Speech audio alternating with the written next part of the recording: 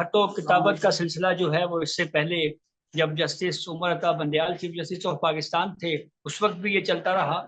लेकिन उसके बाद अब दोबारा से ये खतूत का सिलसिला शुरू हुआ है। और उस खतूत से एक चीज तो वाज़ेह हो रही है कि हमारी इस वक्त जो सुपीरियर कोर्ट है, सुप्रीम कोर्ट ऑफ पाकिस्तान,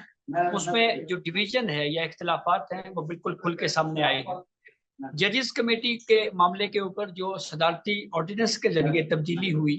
उसमें जस्टिस मुनीब अख्तर की जगह फिर जस्टिस अमीनुद्दीन खान साहब को शामिल किया गया। इस पे जस्टिस मंसूर अली शाह ने खत लिखा और उस खत में उन्होंने तीन हल बताए इसके। एक हल ये कि ऑर्डिनेंस को आप जुडिशियल साइड के ऊपर तय करें, ऑर्डिनेंस को आप फुल कोर्ट इंतजामी साइड के ऊपर तय करें, या जस्टिस मुनीब अख्तर को दोबारा जजिस कमेटी में शामिल किया जाए। फिर उसके बाद का सिलसिला ये हुआ कि जो आर्टिकल 63A रिव्यू केस समाअत के लिए मुकर्रर हुआ, उस पे आज जब केस की समाअत थी तो 5 कुर्सियां कमरा अदालत नंबर 1 में लगाई हुई थी। 11:30 बजे केस समाअत के लिए फिक्स था और 11:30 के बजाय 12 बजे 4 जजेस कमरा अदालत में इंटर हुए और चीफ जस्टिस काजी फाइज ईसा की दाएं जानिब की जो कुर्सी थी जिस पे जस्टिस मुनीब अख्तर ने बैठना था, वहां पे वो कुर्सी खाली रही। तो चीफ जस्टिस काजी फाइज ईसा ने ये कहा कि रजिस्ट्रार सुप्रीम कोर्ट को जस्टिस मुनीब अख्तर ने खत लिखा है और उस खत के कुछ पॉइंट उन्होंने पढ़ के सुनाए ओपन कोर्ट में। और फिर उन्होंने कहा कि एक शख्स की वजह से जो है वो ये तय नहीं किया जा सकता किसी साइल के हवाले से कि उस साइल को इंसाफ मिलेगा या नहीं मिलेगा। और फिर यूं फैसला ये हुआ जो अभी ऑर्डर भी इस अदालती कार्रवाई का आया है कि एक मरतबा फिर रजिस्ट्रार सुप्रीम कोर्ट के जरिए रिक्वेस्ट की जाएगी जस्टिस मुनीब अख्तर को कि वो बेंच में आ जाए। और अगर वो इस रिव्यू बेंच में नहीं आते तो फिर कल सुबह प्रैक्टिस एंड प्रोसीजर कमेटी का दोबारा इजलास होगा। जस्टिस मंसूर अली शाह जो ऑलरेडी इस कमेटी कंपोजिशन को नहीं मान रहे, तो गालिब इम्कान यही है कि काजी फाइज ईसा और चीफ जस्टिस ऑफ पाकिस्तान और जस्टिस अमीनुद्दीन खान, ये 2 रुकनी कमेटी जो है वो बैठेगी और किसी एक तीसरे जज का इंतखाब करेगी जो कि जो 5 रुकनी बेंच है उसमें शामिल होगा। और फिर यूं कल 11:30 बजे इस केस की अदालती कार्रवाई को आगे बढ़ाया जाएगा। अब आते हैं इस पॉइंट के ऊपर कि जस्टिस मुनीब अख्तर ने अपने खत में क्या कहा है। जस्टिस मुनीब अख्तर ने अपने खत में एक तो ये कहा कि जो जस्टिस मंसूर अली शाह ने अपने खत में जो आईनी एतराजात उठाए उन एतराजात का चीफ जस्टिस ऑफ पाकिस्तान काजी फाइज ईसा ने जवाब नहीं दिया। तो जस्टिस मुनीब अख्तर ने अपने खत में ये भी कहा कि ये जो प्रैक्टिस एंड प्रोसीजर कमेटी है, ये कमेटी जो है ये दरअसल 17 अक्टूबर 2023 से बन रही है और इसके हवाले से केसेस फिर समाअत के लिए फिक्स हो रहे हैं। लेकिन अचानक से 63A का जो रिव्यू है वो पहली मरतबा 18 जुलाई 2024 को मंजरेआम के ऊपर आया।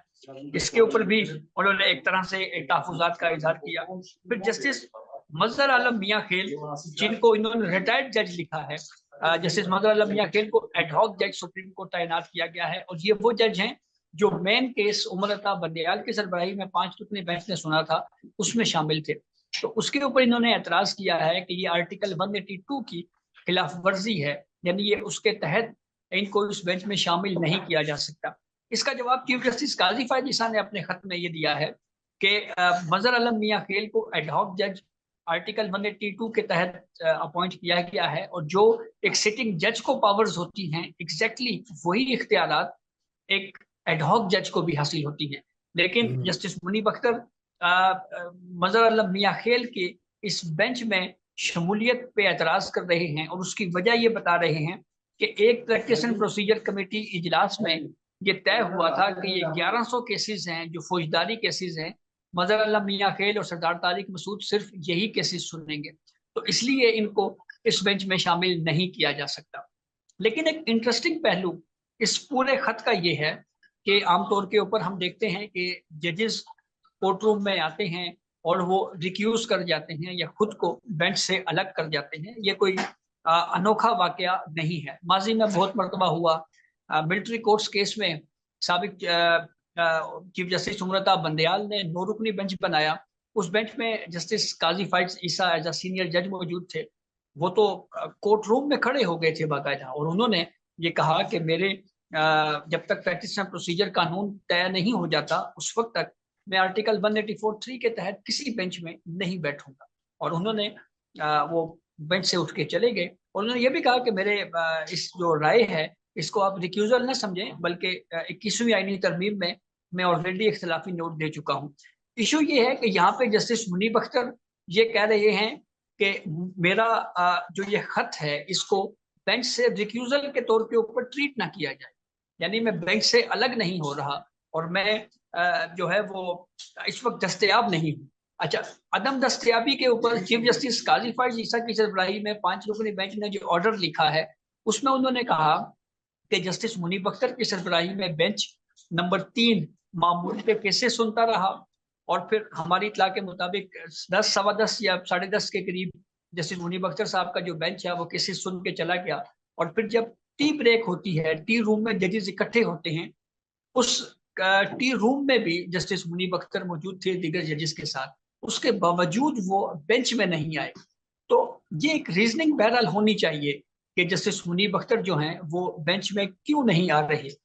ये तासुर भी, और इसके ऊपर वकला की जानिब से पहले ही बात की जाती रही है कि आर्टिकल 63A के रिव्यू के मामले के ऊपर इसको डिले का शिकार किया जाता रहा है। 2 साल से जायद अरसे के बाद ये आर्टिकल 63A का रिव्यू जो है वो समाअत के लिए मुकर्रर हुआ है, और इस फैसले के ऊपर बहुत ज्यादा तनकीद होती रही है। और जब आपको याद होगा कि इमरान खान के खिलाफ अदम एतमाद की तहरीक लैंड कर चुकी थी, सिंध हाउस में 20 के करीब MNAs की वीडियोस मंजरेआम पे आई, पाकिस्तान तहरीक इंसाफ ने सदारती ऑर्डिनेंस सदारती रेफरेंस सुप्रीम कोर्ट को भेज दिया। उस वक्त चीफ जस्टिस उमर अता बंदयाल थे, और सवाल ये पूछा गया कि अगर कोई मेंबर पार्टी पॉलिसी के खिलाफ वोट देता है तो क्या उसका वोट शुमार होगा। और दूसरा सवाल ये था कि अगर 63A के तहत कोई मेंबर पार्लियामेंटेरियन हिट होता है, अगर डी सीट होता है, तो क्या उसकी डिस्क्वालिफिकेशन लाइफ टाइम हो सकती है या वन टाइम होगी। तो डिस्क्वालिफिकेशन की मुद्दत की हद तक तो सुप्रीम कोर्ट के 3 जजेस ने यह राय दी कि यह मामला पार्लियामेंट तय करे, लेकिन जो दूसरा सवाल था उसका जवाब सुप्रीम कोर्ट के 3 जजेस उमर अता बंदयाल, मुनीब अख्तर और इजाजुल हसन ने यह दिया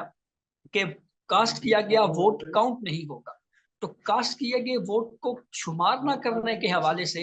साबिक chief justice Umar Ata Bandial open court में यह बात कह चुके हैं कि मेंबर पार्लियामेंटेरियन का वोट शुमार न करना ये वो वोटर की नहीं, ये बल्कि पार्लियामेंट की तौहीन है। लेकिन बहरहाल ये फैसला लिया गया, और ये फैसला जस्टिस मुनीब अख्तर ने तहरीर किया। इस फैसले के खिलाफ 2 जजेस ने इख्तिलाफ किया, जस्टिस जमाल खान बंदोखेल और मजहर अल्लाह मियां खेल, और उन्होंने ये अपने इख्तिलाफी राय में ये कहा कि वो अल्फाज जो आइन में नहीं हैं उन अल्फाज को अदालती फैसले के जरिए शामिल करना ऐसे ही है जैसे आइन में आप कोई नए अल्फाज शामिल कर रहे हैं। तो ये वो कंट्रोवर्सी है, लेकिन इसके साथ साथ इस पूरे वाक़े को मुजवजा आइनी तरमीम जो 26वीं तरमीम है उसके साथ भी कहीं ना कहीं लिंक किया जा रहा है, ताकि अगर कोई मेंबर पार्टी पॉलिसी के अगेंस्ट वोट देता है तो उसका वोट शुमार नहीं होगा। तो इसके ऊपर बहुत ज्यादा बातें हो रही हैं, लेकिन फिर सवाल ये भी है कि अगर सुप्रीम कोर्ट इस फैसले को रिवर्स कर देती है और कह देती है, जो कि अच्छा होगा कि कास्ट किया गया वोट शुमार, क्योंकि कॉन्स्टिट्यूशन में नहीं लिखा हुआ, अदालती फैसले के जरिए इसको ऐड किया गया है। लेकिन सवाल ये है कि जो डी सीट करने का मामला है वो तो ऑलरेडी कॉन्स्टिट्यूशन की लैंग्वेज है, उसको चेंज तो नहीं किया जा सकता। तो कोई मेंबर पार्टी पॉलिसी के खिलाफ जाकर वोट देकर डिसीट होने का रिस्क क्यों लेगा। तो कुछ बातें इस केस को लेकर ऐसे भी हो रही हैं जो शायद महज तासुर की बुनियाद के ऊपर हो रही हैं, लेकिन ये बहुत अहम केस है जो अब ये बेंच कंटिन्यू करेगा तो 1 या 2 या 3 समातों में कंक्लूड होगा, और फिर ये फैसला मुमकिन तौर पर रिवर्स हो जाएगा।